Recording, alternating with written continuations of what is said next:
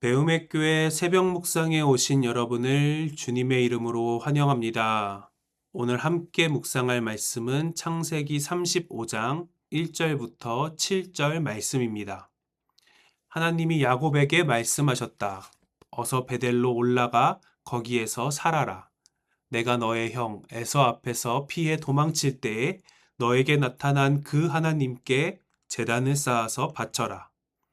야곱은 자기의 가족과 자기가 거느리고 있는 모든 사람에게 명령하였다.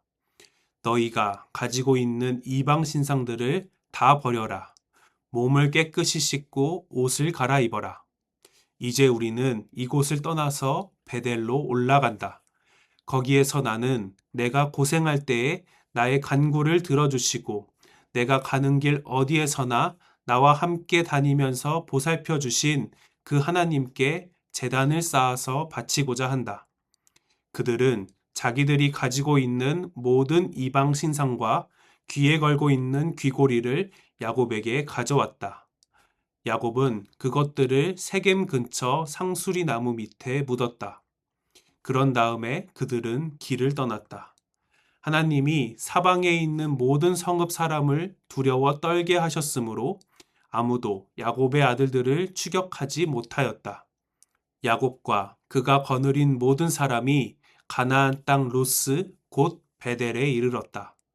야곱이 거기에서 제단을 쌓은 뒤에 그가 형을 피해서 떠날 때에 베델에서 하나님이 나타나신 것을 생각하고 그곳 이름을 엘 베델이라고 하였다.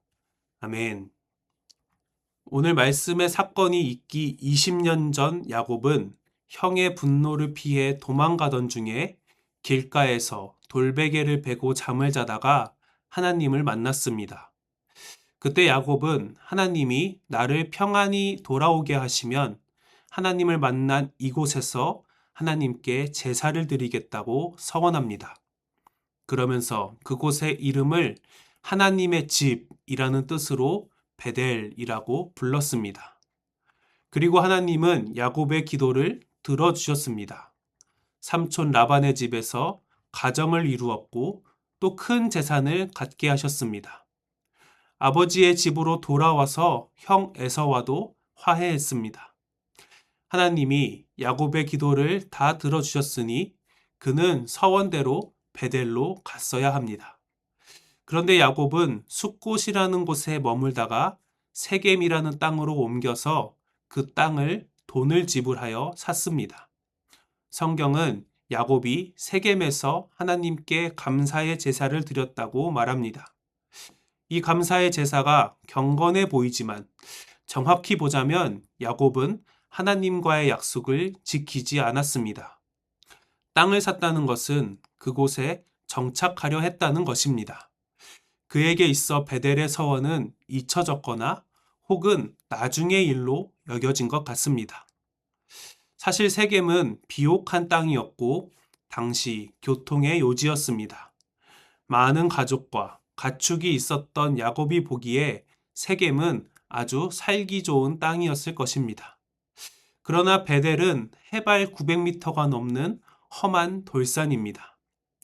객관적으로 베델보다는 세겜이 정착하기 좋은 곳이 맞습니다. 그러나 분명 그곳은 그가 하나님께 약속했던 땅은 아니었습니다. 그렇게 세겜에서의 생활이 길어지면서 야곱의 가족들은 세겜의 문화에 녹아들어가기 시작합니다. 야곱의 딸이었던 디나는 세겜 족속의 딸들과 가까이 지냈고 한날은 디나가 세겜 땅의 딸들을 보러 나갔다가 세겜 족장의 아들에게 험한 일을 당하고 말았습니다. 이에 격분한 디나의 오빠인 시므온과 레위는 세겜 성읍의 모든 남자들을 잔인하게 몰살했습니다. 그리고 이 일로 인해 야곱의 가족들은 주변 족속들의 공공의 적이 되어버리고 말았습니다. 이 사건은 베델의 약속을 어겼기 때문에 야곱이 벌을 받은 것이 아닙니다. 단지 야곱이 세겜에 정착하지 않았더라면, 보다 정확히는 바로 베델로 향했더라면 일어나지 않았을 사건입니다. 하나님은 베델에서 야곱을 기다리고 계셨지만 야곱이 세겜을 선택했습니다. 그곳이 객관적으로 좋아 보였지만 결과적으로 야곱과 그의 가족들에게 상처를 남긴 땅이 되고야 말았습니다. 그리고 이렇게 끔찍한 비극 직후에 오늘 본문 34장으로 이어집니다.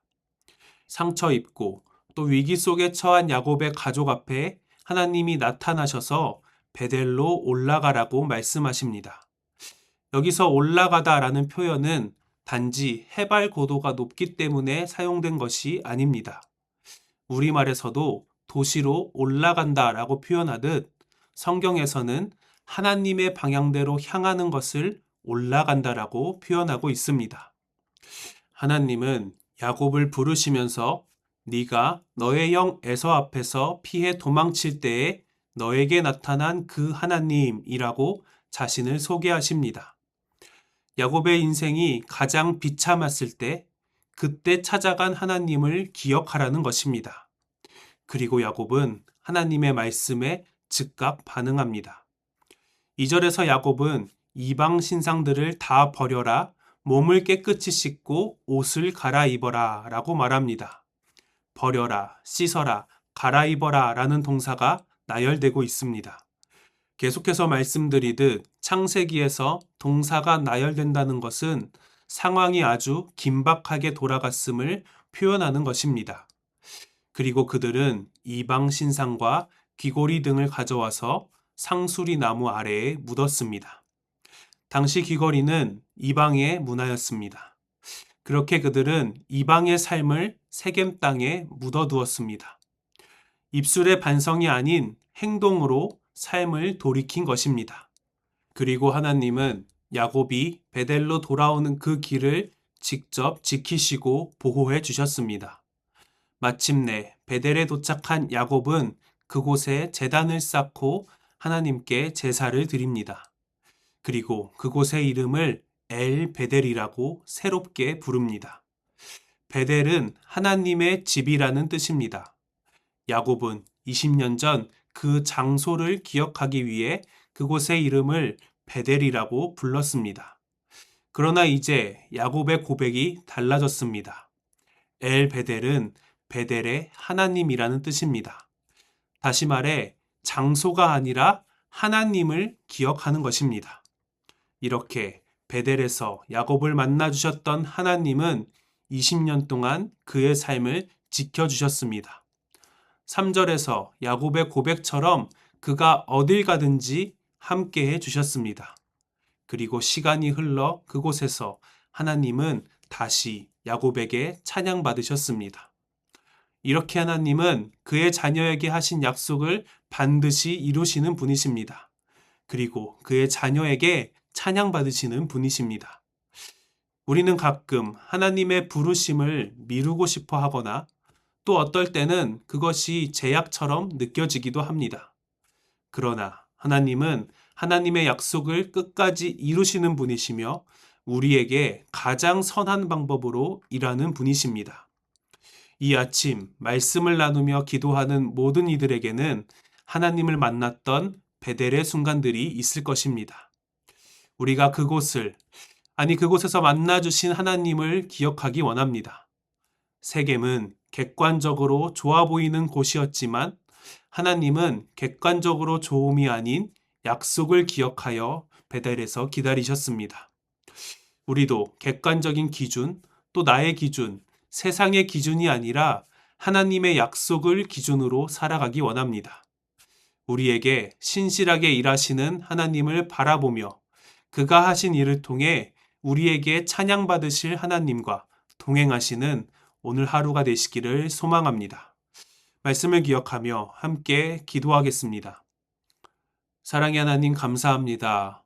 오늘도 말씀을 통해 하나님의 신실하심과 사랑을 바라보게 하시니 감사합니다. 주님, 우리는 하나님께 구하면서도 하나님께 드린 약속을 잊고 살아가기도 합니다. 오늘 말씀을 통해 우리를 만나주신 하나님, 또 주님이 주신 약속을 기억하기 원합니다. 주님, 우리가 그 약속을 붙들며 살아가는 인생이 되게 하옵소서. 주님이 선하게 인도해 주셨음을 고백하며 주님이 약속하신 곳에서 기쁨과 감사의 제사를 드릴 수 있는 우리의 삶이 되게 하옵소서. 이 모든 것 하나님의 약속의 성취로 오신 예수 그리스도의 이름으로 기도드립니다. 아멘.